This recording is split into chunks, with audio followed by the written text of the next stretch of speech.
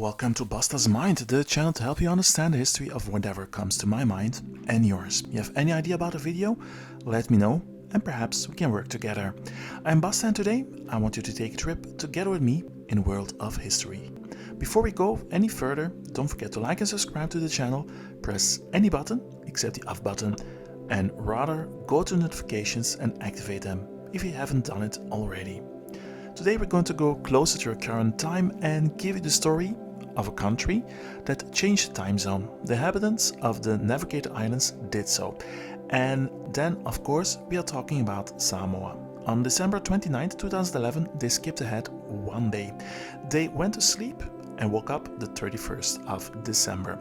Yes, a full day to align themselves again with the trade partners. But due to the country existing as the independent state of Samoa, an American Samoa, you have the same group of isles, yet being 25 hours apart. So close, yet so far away sometimes.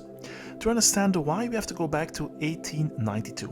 Samoa was out of alignment with its Asian Pacific neighbors since 1892, when the American traders persuaded them to shift from the western side to the eastern side of the national date line to facilitate business with the west coast of the United States.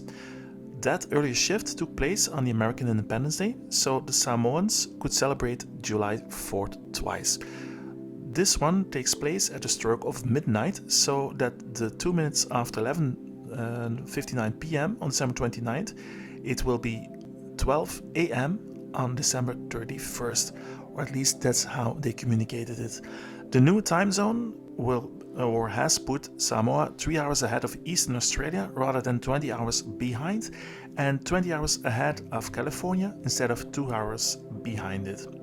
When the Prime Minister back in the day informed his countrymen, well, a lot of people are against it, as in order to align itself with countries like New Zealand, they also already changed a couple of years before that the side of the road they were driving. Before that they drove on the right and now on the left. One of the jokes they had in those days was that the Prime Minister, if he was able to do it, he would even put the islands closer to Europe. But yet, he was able to do that. Going back to the change, that is linked to the world changing. Before, a lot of commerce was done with the United States, now more with Japan, New Zealand and some other countries in the Pacific. Time zones itself around the world, they don't only change, they also have some strange things sometimes. And I have a few examples. In order to be able to do business in China, for example, the country geographically spreads about 5 different time zones. But officially they only use one time zone based on the time in Beijing. Know that in the western part they do have a different time zone, especially for them, just to be able to use it more easily, but that one is not officially. On the other hand, a country like Australia, they have 3 time zones. Well, at least for a few, like a half year, 6 months a year. The other half of the year, they have 5 different time zones. Then we have a country like Nepal, where it's even more strange because they have a standard, or they use a time zone, which is GMT standard plus 5.45 minutes. And if you really want to go at it and getting messy, well, we have to go to Arizona. Arizona is the only mainland US state that chooses not to observe the daylight savings time. It operates on the -7 all around the year and has done since 1968. The reason why in Arizona they didn't put the daylight savings time in place is if we would put the clocks forward in summer, then the Arizona evenings would even be warmer and more uncomfortable. Now, in my opinion, sensible enough, of course. But then you have the Native American reservations in Arizona, one of which, the Navajo Nation in the state's northeastern corner, they do have the daylight savings times. And this is in order to keep up with the parts of the reservation that go into the neighboring states of Utah and New Mexico. Meanwhile, it means that the area of about 71,000 square kilometers is 1 hour ahead of the rest of Arizona in summertime. But it doesn't stop there. The Hopi Reservation, comprised of 2 small enclaves within the Navajo Nation, They do conform with Arizona by not observing the daylight savings time. And in turn, there are some small Navajo enclaves in the east of Hopi Reservation, which, indeed, they do observe the daylight savings time in accordance with the rest of the Navajo Nation. And if you really want to have a really funny summer trip, then you go through these reservations and their enclaves and exclaves, and well, you have to set your clock forward and backwards a total of 6 times. I've seen a video about it, and you're able to do it within 1 day.